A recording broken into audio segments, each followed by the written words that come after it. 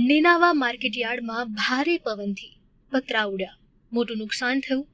ધાનેરાના Nenava border પાસે આવેલા બનાસ કૃષિ માર્કેટયાર્ડમાં બપોરે ભારે પવન અને ધમાકેદાર વરસાદને કારણે મોટું નુકસાન થયું છે.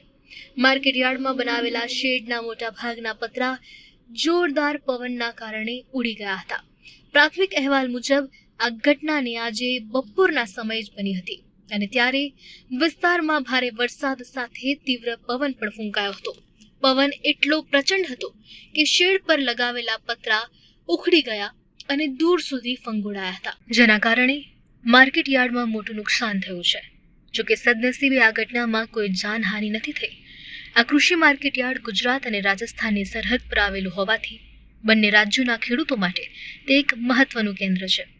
પતરા ઉડી જવાના કારણે વેપારીઓ અને ખેડૂતોના માલ સામાનને પણ નુકસાન થવાની શક્યતા છે. માર્કેટયાર્ડના અધિકારીઓએ નુકસાનીનો અંદાજ કાઢવા માટે કાર્યવાહી શરૂ કરી છે.